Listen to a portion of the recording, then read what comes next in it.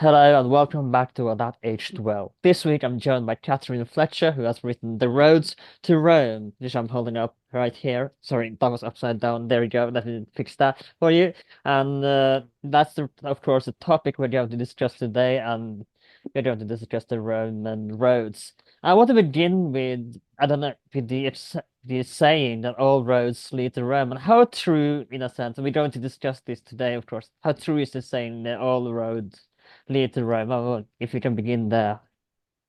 Yeah, well, that's a medieval proverb, and I think it has some element of truth in it, in that sort of metaphorical sense that the journey to Rome in medieval times was really important for pilgrims. But when we go back to ancient Rome, I think that's, in a sense, there's some truth in that because there is this idea that in the Roman Forum, although we don't know exactly what it looked like, there was this monument called the Golden Milestone, which was the starting point of all the roads that then led out of Rome. Now, the archaeology on this is, really not very certain. There's a plinth in the forum that is marked as being, possibly the plinth.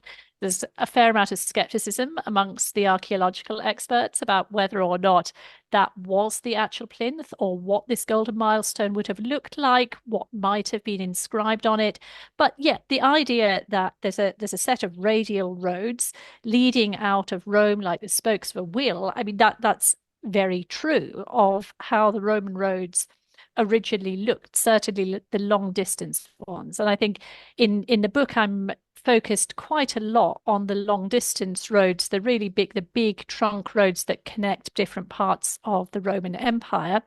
But there's a lot of other much smaller Roman roads as well, and that these places come in different categories. So coming back to this question of, do all roads lead to Rome? You can actually still today follow the sequence of Roman roads that lead out of the city. So you've got the Via Aurelia, which goes north up the coast. You've got the Via Ostiense, which goes out west to the sea and to the port of Ostia, which was also, the ancient port.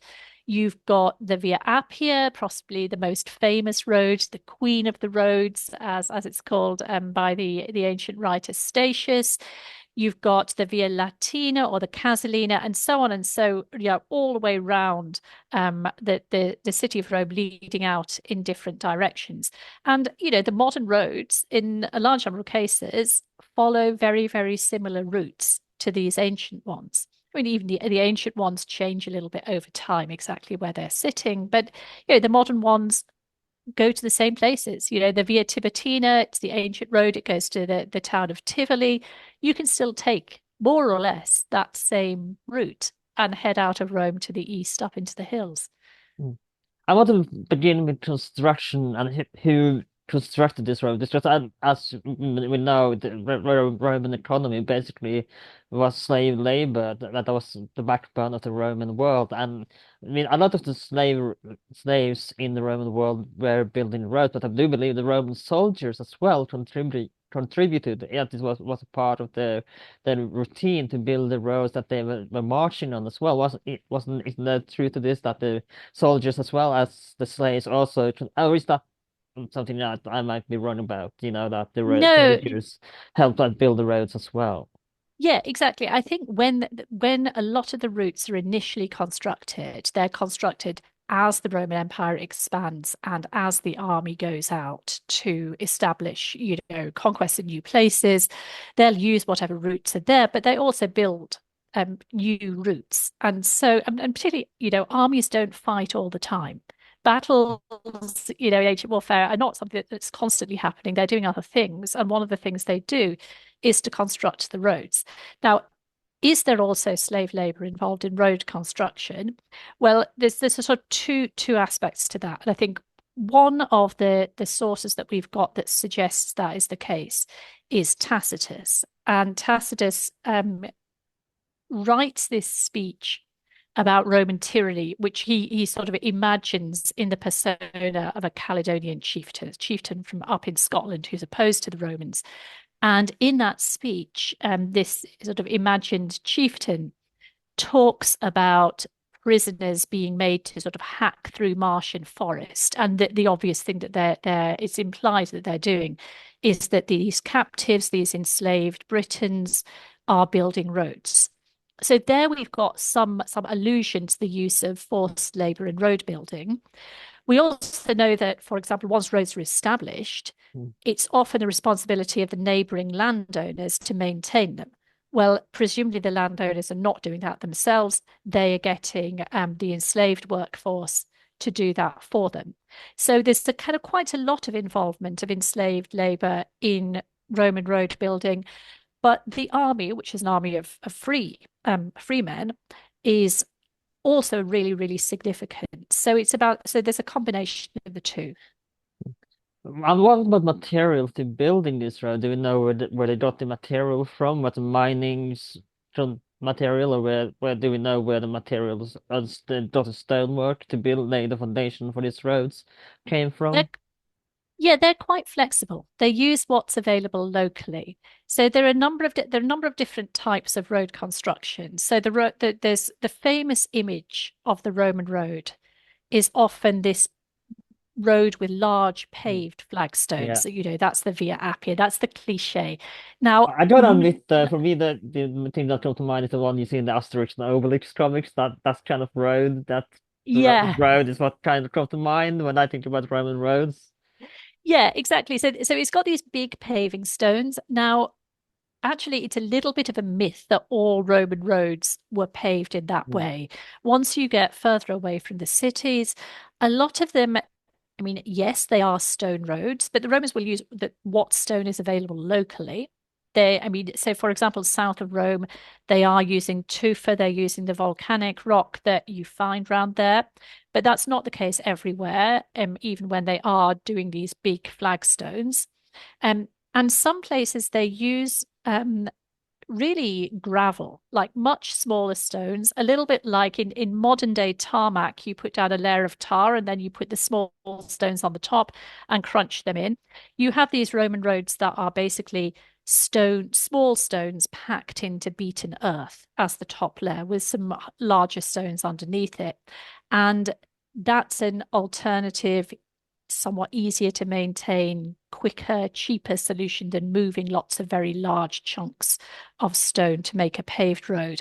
So, yeah, it varies a lot. It's not, there's not one absolute how-to handbook that an engineer ever wrote. I mean, I wish there was. It would make, the life Mm. of trying to research these roads much easier if somebody had written down that guide. But we really have to go by what you can see in the archaeology in different places. And the archaeology can be quite messy because roads are repaired and people take roads apart. They just put another bit of road on the top of them. So you end up with these sort of in some cases, roads that have in 7 layers of stones. They didn't have that in the first place, almost certainly. Was the product of multiple levels of repairing. But it does cause a certain amount of confusion in some of the older scholarship, I think, where people have tried to sort of give these very, very complicated explanations of what the roads looked like. And of course, I want to talk about a little bit about Britain, but before we do as well, and the road works in Britain, because that is as well Mm. quite legendary. And but I want to talk before we do that, I want to talk about the Alps as well, because the Alp crossing the Alps was quite, even in Caesar's day, I believe, that it was quite notorious crossing the Alps. So let's what's the construction like of a Roman road for the Alps? And we know, of course, Hannibal's famous crossing in the Punic Wars, that how he managed to bring his entire army across the Alps when there wasn't even a road at that time. But of course, as Roman expansion came further north of the Alps, how did road construction work in the Alps? Because wasn't even with roads, it was, I believe, quite difficult to cross. It is quite difficult. I mean, as we can tell, a lot of the passes that exist today were used in a small way by local people who knew the routes going right back to the Romans. But on the longer distance, but some of them, it tends to be the lower passes to the west of the Alps that are used more commonly because those are, less likely to have snow cover. They're a little bit more accessible. You don't have to go quite so high up into the mountains. When you come further east and you have something like the Simplon Pass, well, the Simplon is a very, very old pass. It's in use, but it isn't really developed until Napoleon, when Napoleon probably goes in and builds the modern road and the railway through. The railway comes a little bit later going through there. So yeah, there's some variation with the different passes. We know from the account of Hannibal coming over the Alps that they're actually building a road. And the story goes that it took them one day to build this road that to get their horses over, and another 3 days to make a road that was good enough for the elephants. Clearly, elephants are not going to pick their way in the same way that a horse might pick its way on a very small path. Um, but yeah, I mean, obviously people are coming and going and crossing the Alps, but the extent to which you could get wheeled I mean, transport over you the also have the Alps. Gallic invasion of Rome in, I believe, I don't remember, yeah, but you have also the Gallic invasion of Rome as Mhm. well. Yeah, yeah. I mean, so later on, I think there's always a debate, I think, for any given individual in these scenarios about which route to take. And I think one of the things we have to remember when we're talking about Roman roads is that the roads are only one part of the Roman transport network. And there are alternatives by sea, there are alternatives by river. And so for a traveller coming south through France, rather than go over the Alps, it might make more sense to Yeah. take river transport south and then pick up a boat at Arles and then go down and actually sort of sail across part of the Mediterranean. That's a viable alternative. It's almost, if you've got a large amount of goods to move, if you're moving quantities of, I don't know, wine or olive oil or something else, then sending it by sea is often easier. So when we think about the roads, I think sometimes we have to think about them a little bit more as connecting up to these different sea and river transport, as well as just being one standalone option. Was crossing the Alps pretty much the same from Roman time and medieval time up until Napoleon? Was it pretty much the same procedure to put it out for lack of better words? Yeah, it comes and goes. I mean, the ease of crossing the Alps is different at different times. So, I mean, particularly in the immediate I mean, with the aftermath of. quality of roads in that sense. Yeah, I mean, it's really quite hard to say how good quality the roads were. There's some evidence that, in, let's say, the seventh, eighth centuries, that there's some decline in the quality of the roads.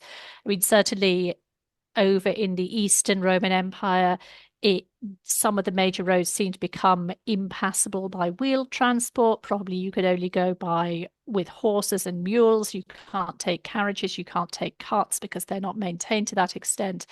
And but pinning down, because we don't really have the sources necessarily to be able to be really precise about what was going on with each of these routes. What we can see is perhaps a little bit more about when they come back into use, Mm. when people are consciously not using them because it's too dangerous. So a lot of the time in perhaps the, let's say, sixth, seventh, eighth Yeah. century, you find people saying, I'm not going to cross the Alps, or advising other people not to cross the Alps because there are bandits, there are people Mm. who are going to rob you. Even if, yeah, the roads are passable, you can get over there, but you might not want to try because there are people who are going to, Mm. So it's attack you better on the with way. boats. Yeah, it can be a lot. It can feel safer to go, take a boat from Arles or Mm. somewhere else on the south coast of France. Yeah. You mentioned robbers, and now I want to talk a little bit about trade among these Roman roads as well, because that as well wasn't always safe for traders, especially for far distances. And you mentioned robbers and thieves. So how and what was there were the inns and pit stops between the hotels in a way that you could stop by, and how was the life among these roads? So let's talk a little bit about the life and trade for traders along these Roman roads in the empire. Yeah, so really, I mean, under Augustus, you start to get a very sort of efficient public postal service. So this starts just with individual sort of soldiers being stationed at different points across along the roads who can pass official messages in a relay. But after a while, it develops to be much more systematic. So along the roads at intervals of about a day's ride, you get both sort of stopping off points, inns, the Mancio, which is the perhaps the equivalent of the modern motorway service station with a hotel. So that will have some overnight accommodation, a tavern where you can eat, stables to rest your horses, you know, places where you could also exchange horses if you want to move fast between these different stops, um, and a whole set of local services, probably a bathhouse. And so we get these stations and also stopping stations that are called a mutatio, which is the more minor station just really for changing horses. So we have this complete infrastructure along the major roads that really allows people to move very, very quickly. It means that, yeah, they can travel, they can be refreshed. And there are postal services, an official imperial postal service, which, you know, after the Romans doesn't properly come back for another millennium. So until the 16th century. And yeah, so and certain people with government offices, government officials, um, people in the army and so forth have access to this formal cursus publicus, the official post system. So it's a pretty sophisticated road network in terms of getting to and fro. And of course, that really facilitates trade as well, because once you've got this effectively state-backed system of travel, one, you've got a lot of soldiers along the place just for a sense of that give perhaps a sense of security on the roads, rightly or wrongly. You know, maybe you can't always trust exactly what's going on, but certainly there's an official road, there's an official infrastructure to it, there's some degree of protection. You know that you're going to come to the next inn, so you've only got a little way to go between any potential problems. And I think, you know, what that really does favor is the development of towns and settlements that are tied into the road network, perhaps at the expense of ones that are not, that are further away from the road and where it's more difficult to get your goods into the transport network more quickly. So certainly in Roman Britain, you see a lot of settlements grow up on these old Roman routes, and they become very, you know, some of the very prominent towns that we have today are towns that sit on these ancient routes. Let's put them in quite nicely there. So let's talk a little bit about connecting Britain and the Roman Mm. conquest and how the roads would change travel in Britain after the Roman conquest. Yeah, I mean, I think, you know, one of the things that you can see in Britain today is that there's still a kind of quite a substantial network of major roads that follow these Roman routes. Now, up to a point, the Romans, when they came into Britain, adopted roads that already existed. So they're not necessarily cutting through completely new routes in every case. A lot of the time, where they put the road is going to be driven by where it's convenient to cross a river, for example. So there's a Roman road that goes out of London. It crosses the River Lee to the east of London at a point where it was fordable. In other words, you could walk across the river rather than having to build a bridge necessarily. So there are certain things where they're just really following the geography. But I mean, you can tell if I just to pick one example going up the east coast.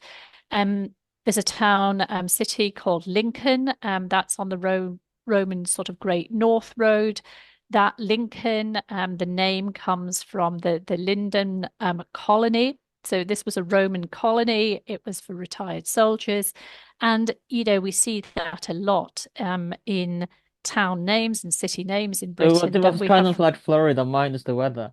Yeah, I mean it's kind of like that's it. Yeah, so you got that, but all you know all the British city names like Leicester, Cirencester, Manchester, Chester, these all these ones that end in Chester, the that comes generally speaking from the Roman castrum for fort, and it indicates there's a Roman fort in these places. So even, you either have a Chester or you have something like Lincoln or Cologne in Germany. Again, the name comes from colony, the Roman colonia.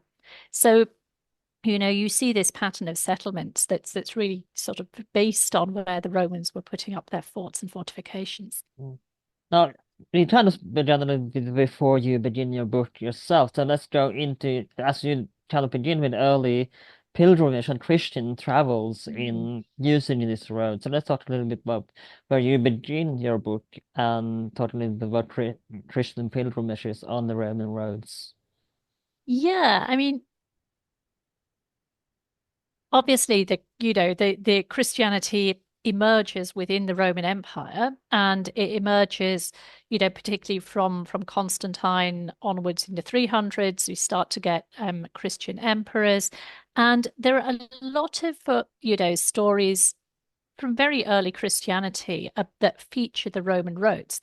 So both St. Peter and St. Paul have associations with the Via Appia. So, for example, in the story of St. Paul, St. Paul is basically brought to Rome under arrest to face trial in Rome. He's under house arrest. He has a fair amount of freedom to meet people and so forth. And he actually lands in Pozzuoli, which is on the Bay of Naples, and makes his way up, joining the Via Appia to pass one of these sort of, stopping off points, the mansiones, where he's greeted by local Christians. So we can see that, these famous figures in Christianity have a presence on the roads, and that's quite remembered by later pilgrims, and it becomes quite important to the way that later travelers talk about the roads. St. Peter as well. There's a church on the Via Appia which is called Domine Quo Vadis, in Latin, meaning Lord, where are you going? And this church name comes from a story about St. Peter encountering a vision of Christ on this road from Rome. And he asked Christ where he's going, and Christ said he is going to Rome to be crucified. At which point, Peter turns back, who has been trying to escape persecution in Rome, turns back to Rome and goes to Rome to be crucified, to be executed himself. So I think in this parallel, I suppose that we get these two different sets of stories about the Roman roads, one of which sometimes emphasizes how the Romans are these great road builders, and other times sometimes thinks more about the persecuting side of the Romans in relation to these Christian saints and early pilgrims and travelers. Mm. So I want to talk a little bit about maintaining these roads because after the supposed quote Mm. fall of the Roman Empire in 476, so of course it didn't fall. We discussed this in previous episodes, but let's talk a little bit Mm. about maintaining the roads after the supposed fall of the Roman Empire. Yeah, so being able to pin down exactly how the roads were or were not maintained is quite a challenge, given the documentation that we've got. It's easier to see some of what's going on further east when we're looking at the connections that go between Rome and Constantinople, so now Istanbul, and also that's the Via Egnatia, or the Egnatian Way, that goes from effectively from Rome. You take the Via Appia south, and that gets you to Brindisi on the Adriatic coast.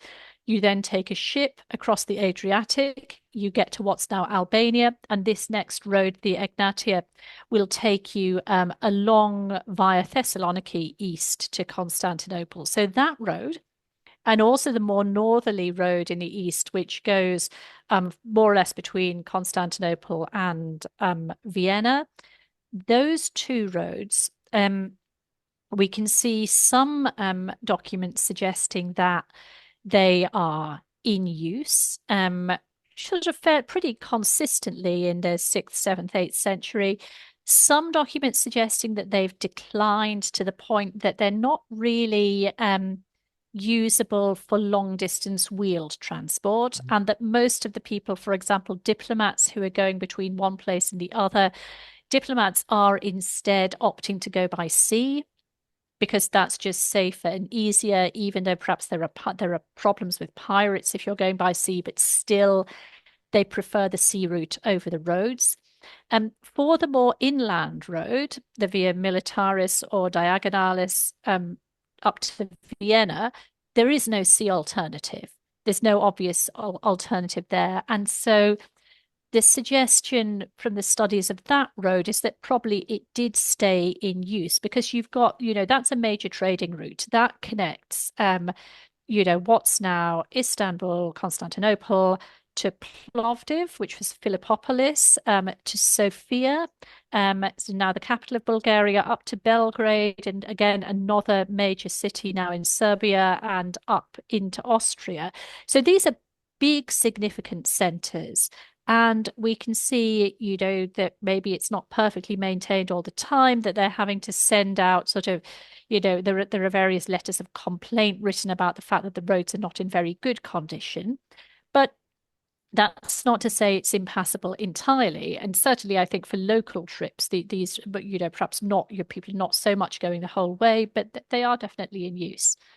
What about safety? You mentioned early in Roman times that they Mm. used to send soldiers along these roads to kind of protect travelers. Mm. But what about in later and late antiquity times after Rome? Was there more danger for being robbed by robbers or thieves when you traveled, let's say from Constantinople to Vienna? That was there a high chance that you would be stolen away your goods? Certainly, we do see reports of people being quite cautious about taking measures to protect themselves. So traveling in groups, not traveling at night, it generally just taking advice from innkeepers about how they ought to travel. In some cases, not traveling at all. So the north, I mean, so there is one point, and you'll have to excuse me, I forget the precise date, when pilgrims from England and Wales were being told that it probably wasn't very safe to go to Rome.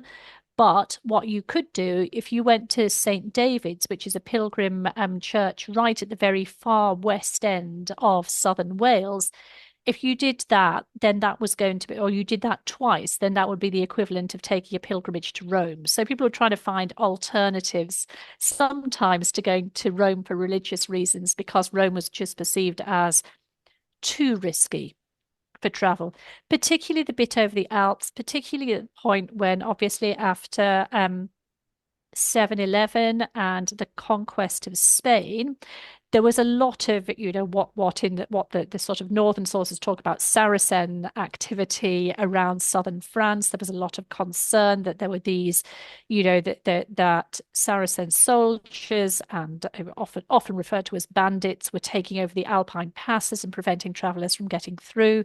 So in these cases, they get quite nervous about, even trying to go at all. Um, but inevitably, some people have to.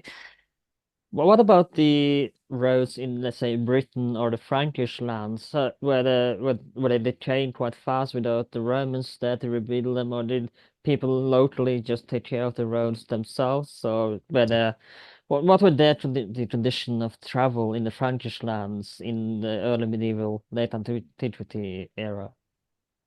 Well, there's a nice study of this for Britain, actually, quite a recent book that's come out by Mateusz Fafinski, who looks at where we get evidence of the use of Roman roads. And he really looks at charters and where we're seeing these road names appear or allusions to Roman roads. And so, as far as we can tell, and again, the evidence around this is quite fragmentary, is that Roman roads are kind of used as boundaries to delineate sort of lines between different people's lands.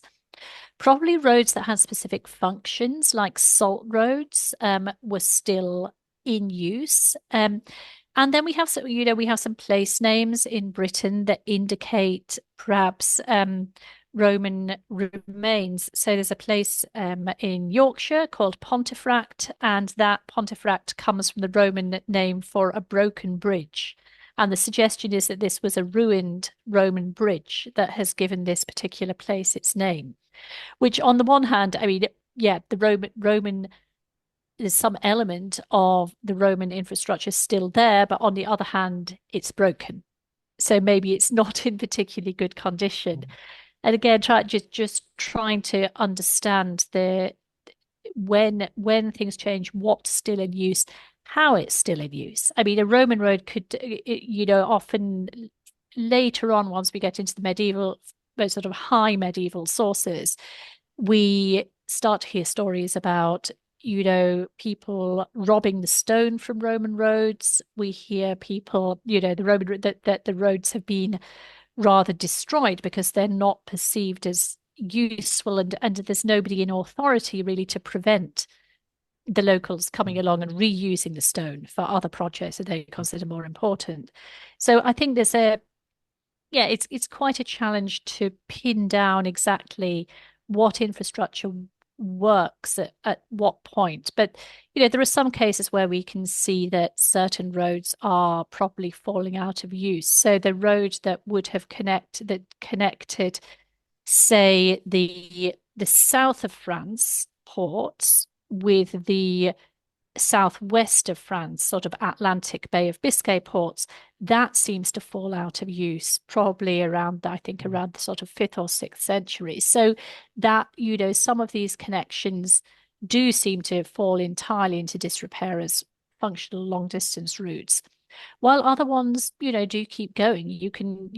People do go fairly consistently from England to Rome by road over the centuries. And we have records of lots of various different kings and rulers going, and no doubt many people who are not so well recorded went as well. So, they're not impassable, but I would say they're probably rather less well maintained, and it's a less easy journey than perhaps it once had been. How you mentioned the Byzantines or Eastern Mm. Romans, as historians now prefer to call them. What about the roads in the eastern half of the Roman Empire? Well, here again, we have even quite late with the Codex Theodosianus some regulations about the quality of roads, the sort of size of roads. There's a kind of big compilation of laws regarding roads and a kind of obligation on local rulers to maintain them. I think one of the questions that we have about the Eastern roads, again, is around documentation. This is it's you saw a lot of the time when people are looking at these roads, they're trying to infer what might have happened from the fact that, okay, so if the Empress Irene could take a trip through Thrace, um, round in sort of late 8th century, that implies, some connecting road network. Presumably she's getting there somehow. She's traveling with a large entourage. We can perhaps assume from that some of these roads are still relatively well in repair. You mentioned that one road that earlier Mhm. that was not almost beyond repair with the where the Yeah, people preferred to going on horse, but was that yes. mainly the common theme in the Eastern Roman Empire? Well, I think there's perhaps a difference, as I was saying, between the Via Egnatia, the more southerly one through northern Greece, where you've got a sea alternative. And so Mm. people are taking the alternative route by sea. And then some of the more northerly routes through, what's now Bulgaria up to Austria, where there isn't an alternative to go by sea. So there's a greater incentive to actually maintain a functioning road for the purposes of trade. And, there's a good up-to-date PhD thesis on that. And Luke McMahon, I think, is the author, which you can see for free online. He did a lot of work to try and work out, well, what source material we have available. And I think there's still really an awful lot of archaeology to be done in that eastern half of Europe to try and identify, what exactly is going on in the Roman sites. I mean, we're not even absolutely sure which of the possible routes of the Via Militaris and the connecting sort of southern, sort of more minor roads, exactly which parts of them were the favored route at any given time. And, no doubt there is an awful lot of archaeology under there that, with more investment in those projects, could be uncovered and might give us more firmer answers about what's out there.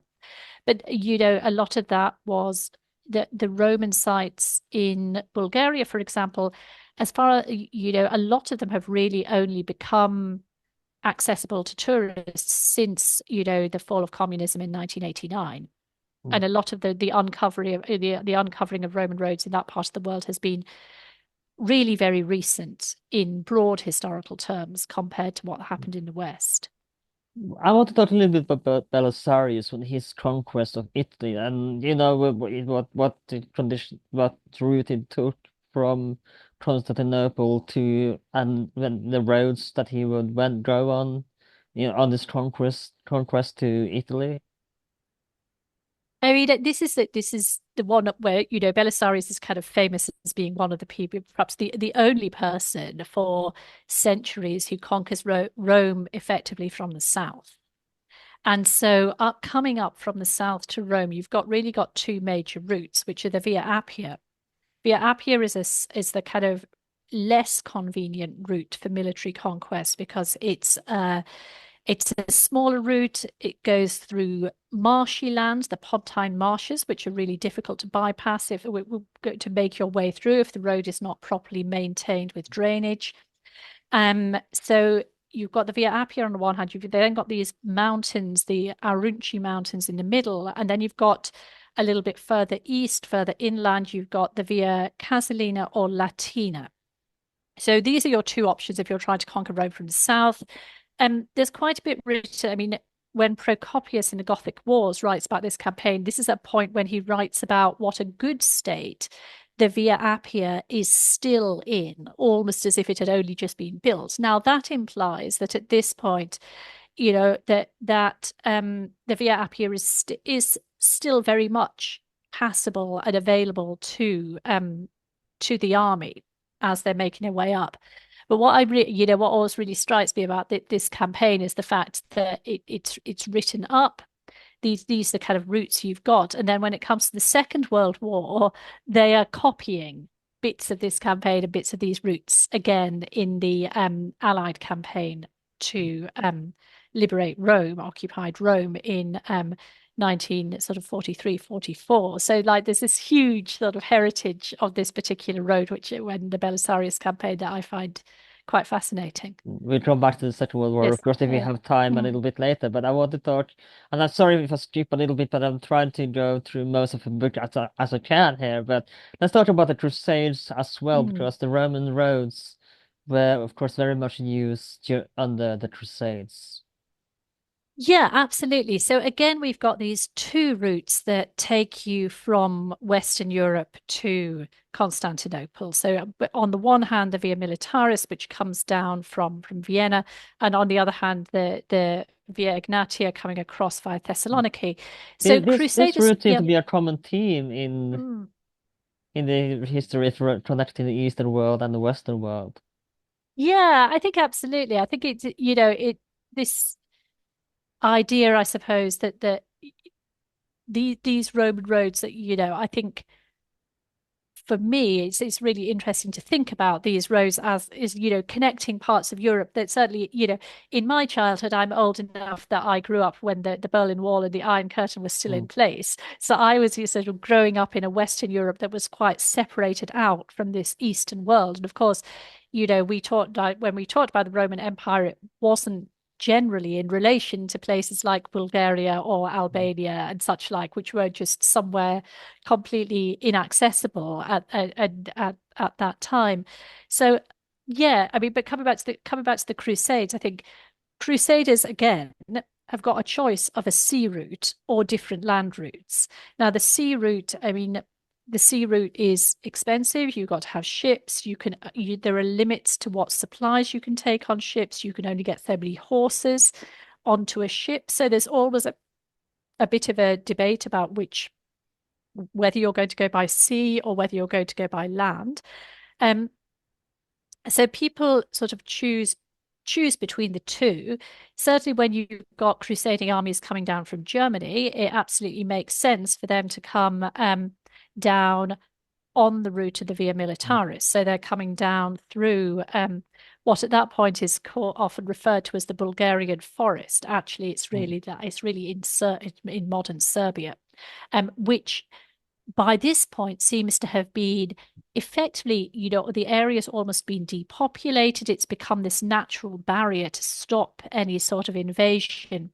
And the road has very much, you know, not very easily been not maintained to a point that it's really easy to bring an army down there. But perhaps, if you can get supplies, which is the big if, because that depends on the cooperation of local rulers, then it is a feasible route. It's one of the available routes, and the other alternative is obviously to come through northern Greece and then go to Constantinople and then go south from there through modern Turkey to down to Jerusalem and down to the Holy Land.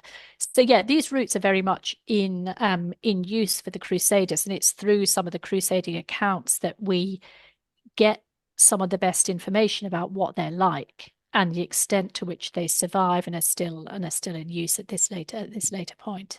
Mm.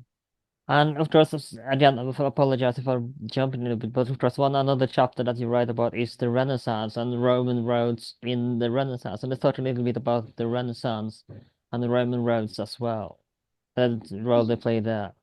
Yeah, I think this is really the point when people start to talk about the roads as a kind of cultural heritage. So, in the way that we now sort of think of these roads as valuable places that we might want to go and visit for historical interest in their own right, the first person I really found writing about that was Pope Pius II in the middle of the 15th century. And he writes about himself in his memoirs trying to protect the Via Appia when it's being dug up by the local peasants and giving orders to the local princes that we've got to keep this Roman road in place, that the road is valuable. And I think that goes, I mean, obviously, previously people have wanted roads because roads get you from A to B. They have this functional purpose. But I think from the They Renaissance do? onwards, yeah, they do. But even, if you go right back to the Romans, I mean, the Romans really understood the symbolic power of their Mm. roads as well. I mean, you think about a Roman road, it's got every mile, it's got a milestone. And a lot of the time, that milestone will not just tell you which mile of the road you're at, it'll tell you who the emperor is.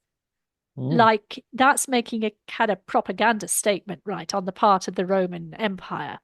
That's doing something beyond being purely functional. We don't need to know who's in charge, but actually we do. We're going to be told who is in charge.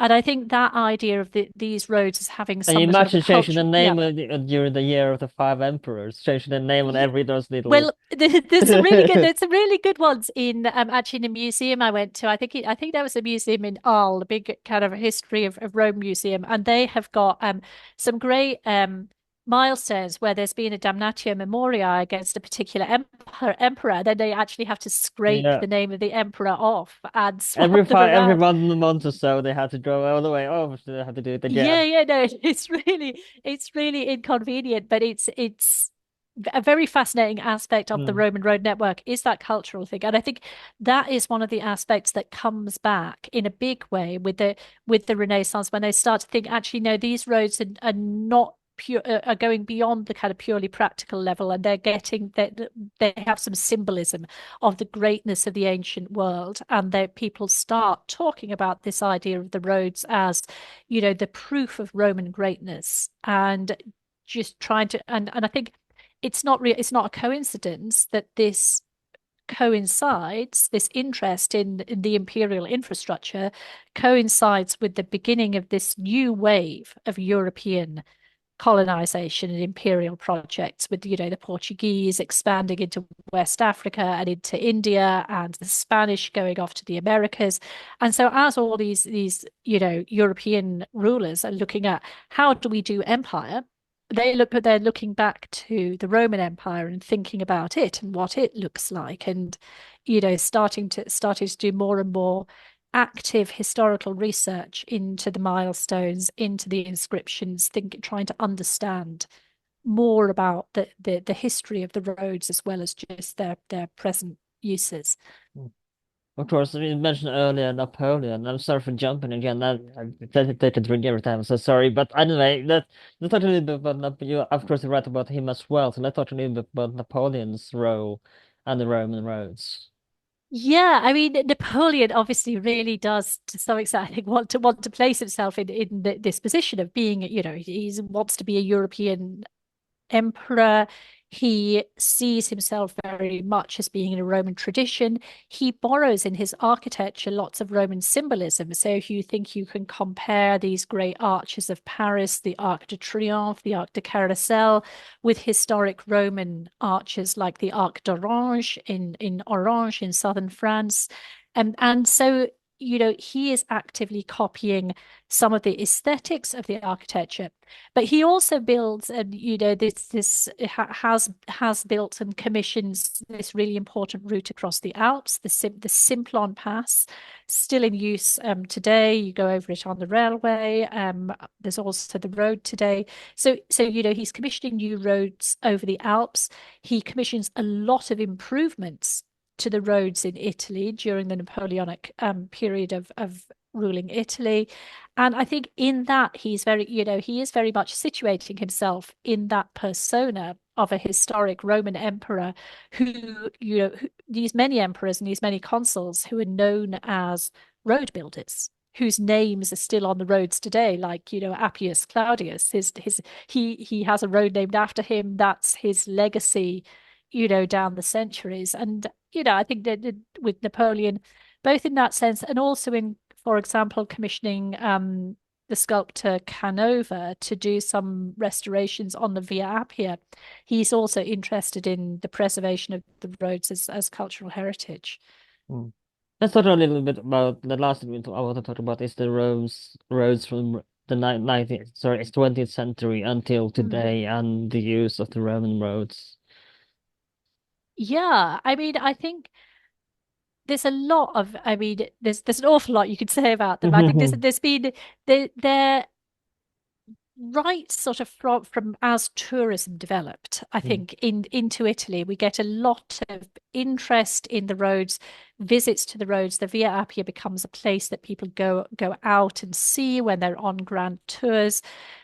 People write about, taking the ancient road into Rome and discovering and seeing Rome, much in the way that the ancient Romans had, sort of walking in the footsteps of the ancient Romans. And I think this is a part of the fascination of the roads, is that they are one of the Roman objects, if you like, that you can still very readily touch. You can't go to a museum and help yourself to Roman Yeah. things out off the museum shelves, right? But you can walk along a Roman I mean, road people and be, do, but you well, they shouldn't. do. You're not really meant to, but yeah, exactly. So I think they have this contact. And I think as we get into the 20th century, there's been a number of developments. I mean, one, for a while, railways really take tourism off the roads and onto railways. In the 20th century, you see once the private motor car becomes an option for travelers, they get very excited about being back on the roads and getting some more of the authentic Roman experience by driving these routes that the Romans once, did in their carriages or their chariots and so forth. So they get a little bit of a revival of seeing the roads again from a more Roman point of view. Obviously, from 1922 onwards, after the sort of the march on Rome and the rise of Mussolini to power, the Italian fascist regime takes a real interest in roads, both ancient and modern. I mean, the relation, there's a whole, I mean, I'm sure you could, perhaps you have done a whole podcast on a relationship of fascism to this ancient heritage. But they have quite a contradictory attitude towards it. In some ways, the fascists are very interested in kind of modernity and the cult of speed, and they're not so interested in the ancient stuff. But in Rome, one of the things they do is they very consciously build this new parade route through the Forum very destructively, but that actually put a Roman style milestone at one end of it, commemorating the 10th anniversary of the March on Rome. And that sort of view that a lot of people will photograph themselves with today, with the Colosseum in the background, is actually a view really created for Mussolini's motorcade. So there's a lot of, uses of the Roman roads as backdrops for political power in different ways under A that propaganda regime. in other way. Yeah, Yeah. very, very much so. I mean, it's also something that the ancient Romans, I think, would have kind of recognized that roads as propaganda is not something that is new in the 20th century. And I think then, after the Second World War, with more modern tourism, again, you get a lot more tourists flying into Italy to see the, and seeing, this development of cultural and artistic heritage, which includes the roads in many cases. Mm. Let's talk about the ancient roads of today. Is there any way you can, let's say, walk on the ancient roads of the Roman times and both in Britain and the way where they left their mark? It's there. If you wanted, how are the Roman roads for tourists who are interested in this aspect of Yeah. the Roman Empire? Where can they go to and where can they see walk on the path where the ancient Romans themselves walked 2000 years ago? So the one big cultural route that's a great option if you really want to do a proper long distance tour is the Via Francigena, and this is a pilgrim route first documented in the year 876, but it will take you from Canterbury in Britain right down to Rome, and actually there are some sections further south that are linked to it. And you can walk this in about 3 months. It's obviously some of it is medieval, but there are some sections that are on ancient routes. So it crosses over with the Via Cassia near Viterbo. And you can do this in a way where you hike a stage each day and you stay in a hostel and so on. Or you can do what I did and simply, you take a train to one end of a section and then you can walk one section of, say, 17 kilometers, I think I did in one day, and then, just have a stop at the next town. And that's a really nice example. You can obviously, if you go to Rome, you can walk on the Via Appia, and they have every Sunday they close a large section to traffic, so you can just take a walk there. There's a lovely restored side street, which is actually underneath a McDonald's about Mhm. 10 kilometers outside of Rome, where you can go and see a really, really well preserved bit of Roman road that's been excavated and walk down there. And I mean, really, all over Europe, you find bits of Roman road. I found there are bits in Tarragona, just near Barcelona, which is an incredible UNESCO World Heritage Site. There's some great examples of Roman road in Bulgaria, both in Sofia and in Plovdiv. In Plovdiv, you could actually go sort of under the main shopping street in town, and in the basement of one of the fashion stores, there's a piece of Roman road that you can see. So there's a kind of real variety, What and I about think in that's, yeah. Britain? You In mentioned Britain, Britain. in Britain, oh gosh, there are places that there's actually a I try to think where is the easiest place to go and walk on a Roman road. You can, there's a, I think my favorite spot is there's a little town called Wall, which is in Shropshire, so a little bit sort of south of where I am in Manchester, towards the Midlands. And this actually has one of the original mansiones, which is the kind of service station for a Roman road. And that's situated at what was a big historic junction of two different Roman roads, one of them being Watling Street, which connected the sort of northwest and southeast of England. So, here, and you can see the remains of the hotel that was there, the tavern, the stables, the bathhouse, and all the rest of it, and get a real sort of sense of this spot that Roman travelers used to come into 2 millennia ago. Mm. And I think that's really nice because it's not one of these kind of most glamorous examples of Roman architecture, but it's just a lovely everyday example of how the ancient Romans actually lived in an ordinary way. I think we've done a round after. I hope you enjoyed this episode. Of course, before you go, where can people find your book, The Road to Rome? And of course, do you have anything else you want to promote, social media where people might find you, or if they have any further questions about Roman roads or anything else on the Roman history? Where can people find you if they, or and Uh, anything else? Where can people find you? Social yeah. media or otherwise? So the UK edition of the book is out now. You can find it in bookshops, in the usual online outlets. There'll be a separate US edition out in the United States in December. And you can find me on X or Twitter, to use the old term, which I'm at Kath_Fletcher. Thank you so much again for coming on this podcast. And you should absolutely read the book, The Roads to Rome, if we haven't touched half the surface of what you discussed in this book here. So make sure to check it out. This has been with that H12. You can find us on social media on the Twitter/X and then with that H12. Make sure to follow us there. You can find us on Instagram and then with that H12 as well. But if you can find our podcast on Spotify, Apple Podcasts, YouTube, wherever you can find podcasts these days. If you're on Spotify, consider giving us 5 stars, or if you hated this episode, which I hope you didn't, you can give us 1 star, though 5 stars would be preferable. If you're on Apple Podcast, leave a review, tell us what you think. And if you're on YouTube, like, share, and subscribe. My name is Alan, and I'll see you next time.